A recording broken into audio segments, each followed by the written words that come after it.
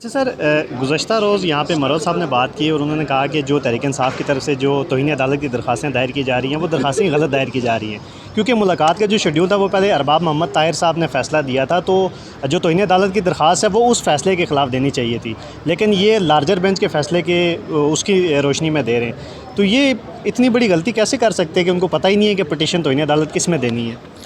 जी देखें, ये जो पिटिशन्स जो फ़ाइल हो रही हैं उसमें चूँकि मैं इन्वॉल्व नहीं हूँ तो मैं उस पर कमेंट नहीं कर सकूँगा कि वो दुरुस्त हो रहा है या नहीं, लेकिन कन्फ्यूजन ज़रूर है। और मेरा ख़्याल है कि अब वक्त आ गया है कि हम सुप्रीम कोर्ट को डायरेक्टली रजू करें। तो मैं इंशाल्लाह अब ख़ुद इसको टैकल करूँगा और सुप्रीम कोर्ट जाऊँगा। तो आप चूँकि ख़ुद भी वकील हैं, कानून को समझते हैं, तो अगर अरबाब मोहम्मद ताहिर साहब का फ़ैसला था, फिर लार्जर बेंच का फ़ैसला आया, तो ये जो तौहीन अदालत की है ये पहले फ़ैसले में बनती है या दूसरे में बनती है? मेरा ख़्याल है दोनों में बनती है। ठीक है। तो अभी जिस तरीके से पीटीआई के वकला चल रहे हैं, वो पटिशन लार्जर बेंच के फ़ैसले के ख़िलाफ़ तौहीन अदालत दे रहे हैं, वो ठीक दे रहे हैं? जी देखिए, मेरा ख़्याल है उनको ऑब्वियसली वो सोच समझ के उन्होंने फ़ैसला किया है, लेकिन शायद दोनों ऑप्शंस अवेलेबल हैं, दोनों ऑप्शंस को इस्तेमाल करना चाहिए। मेरा ख़्याल है हर जो रास्ता है इस वक्त ज़रूरी है इस्तेमाल किया जाए। ये नहीं आप कह सकते कि एक रास्ता सही है या दूसरा सही है। जहाँ भी आपकी कामयाबी हो, मेरा ख़्याल है वो इमरान खान साहब के लिए बेहतर है और पीटीआई के लिए बेहतर है। मैं तो कहूँगा कि इस वक्त कौम के लिए भी बेहतर है। मौजूदा जो इस वक्त मुल्क की सूरत हाल है, गुज़श्ता रात जो वज़ीर इत्तलात हैं उन्होंने भी प्रेस कॉन्फ्रेंस की और कहा कि इंडिया जो है वो अगले 24 से 36 घंटों में फौजी कार्रवाई कर सकता है। क्या समझते हैं कि किस तरफ जा रहे हैं हालात? देखिए, हालात तो वाकई ही बड़े सीरियस हैं। ये जो मोदी की नाटसी ज़हनियत की इंतहा पसंद हुकूमत है, उनकी तरह उनसे कुछ भी आप एक्सपेक्ट कर सकते हैं। और अगर वो कानून की ख़िलाफ़ वर्जी, बैनुल-अक़वामी कानून की भी ख़िलाफ़ वर्जी, उस मायदे की जो ट्रीटी है हमारा इंडस वाटर ट्रीटी, सिंध-तास मायदा, उसकी भी ख़िलाफ़ वर्जी करना चाहते हैं, वो इंसानी हकूक़ की भी ख़िलाफ़ वर्जी करना चाहते हैं, हमारे पानी को ले जाना चाहते हैं, तो फिर उनको तैयार होना चाहिए नताइज के लिए, क्योंकि हम फिर चुप करके नहीं बैठेंगे। हमारी इस धरती पे एक भी आंच आई तो हम अपनी जान के साथ खेलेंगे, लेकिन इस पे हम उसका बदला लेंगे। तो इसलिए मेरा ख़्याल है इमरान खान साहब ने जो कहा था, मैं उसको दोहराता हूँ। जब 2019 में इन्होंने इस तरह की कोशिश की थी इसी हुकूमत ने, तो उन्होंने कहा था कि हम जवाब अगर आप हमारे ऊपर हमला करेंगे तो हम जवाबी हमले का सोचेंगे नहीं, हम जवाबी हमला कर देंगे, और उन्हें करके दिखाया। तो मेरा ख़्याल है मोदी हुकूमत को याद रखना चाहिए, जब हमने किया था जवाब, जाके उनको मारा था उनकी टेरिटरी में, उनके एक पायलट साहब इधर गिरे थे और उसके बाद उन पायलट को हमने चाय से पिला के एक बड़े इज़्ज़त के साथ वापस भेजा था।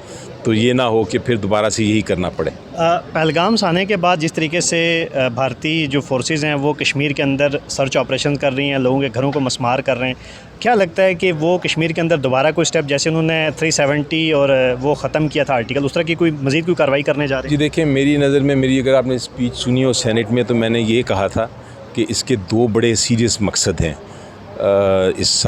इस ड्रामे के, मैं इसको कहूँगा फॉल्स फ्लैग ऑपरेशन के।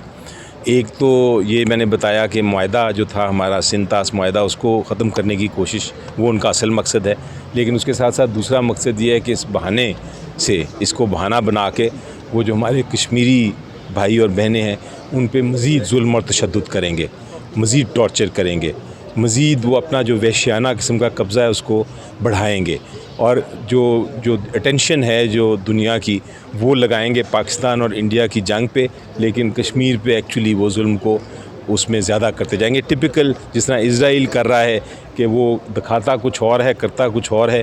तो ये भी एक तरीक़ेकार है कि कश्मीरियों पे ज़्यादा जुल्म करने की वो एक बहाना उन्होंने ढूंढा है, जान के ढूंढा है, और अब वो करेंगे। अच्छा सर, आखिरी चीज़, अभी जो इस वक्त जो पाकिस्तान की जो सूरत हाल है, तहरीक इंसाफ़ पे और तहरीक इंसाफ़ के जो लीडर्स हैं, जो कारकुनान हैं, उन पे इल्ज़ामात लगते रहते हैं, सियासी जमातें भी लगाती हैं, लोग भी लगाते हैं। इस तनाज़र में जिस तरीके से ट्वीट सामने आए, जैसे अगर हम नाम लें सनम जावेद के जो ट्वीट सामने आए, आपको नहीं लगता कि मौजूदा जो टाइम है वो इस तरह के इख्तलाफात रखने का नहीं है, इस वक्त इकट्ठे होने का वक्त है? 100% जी। इस वक्त तो मेरा ख़्याल है कि जितना भी आपस में हमारा लड़ाई है, जितनी भी हमारा झगड़ा है, जो भी हमारा आपस में इश्यूज़ हैं, और बड़ा जुल्म हो रहा है अब हमारे ऊपर, कोई शक नहीं इसमें, लेकिन इस वक्त पाकिस्तान की सालमियत, पाकिस्तान की बका का इशू है, हमारे पानी का इशू है, मेरे और आपके बच्चों के मुस्तकबिल का इशू है। इस वक्त हमारा कोई कन्फ्यूजन नहीं होनी चाहिए। इस वक्त हम एक जगह खड़े होने चाहिए। मैंने तो APC का एक तरह से पैगाम दिया, एक ऑफ़र दिया, और मैंने कहा कि आप APC करें और उसमें इमरान खान साहब को आप शामिल करें, क्योंकि उनकी आवाज़ जब बुलंद होगी और सबके साथ मिलेगी तो पूरी दुनिया में गूंजेगी। और ये जो इंडिया की जो नीयत है और जो डिज़ाइन है वो पाश हो जाएगा। तो मेरा ख़्याल है कि ये ऑफ़र बड़ा एक जेन्युइन था। हमने अपोजिशन ने दिखाया है कि हम यकजा होना चाहते हैं इस पॉइंट पे। हुकूमत अगर सीरियस है और वाकई इस पे जेन्युइन है तो फिर उनको भी चाहिए कि मेरा ये ऑफ़र एक्सेप्ट करें। खान साहब को एक दिन के लिए बाहर निकालें, उनको शामिल करें और देखें वो क्या करते हैं फिर। शुक्रिया।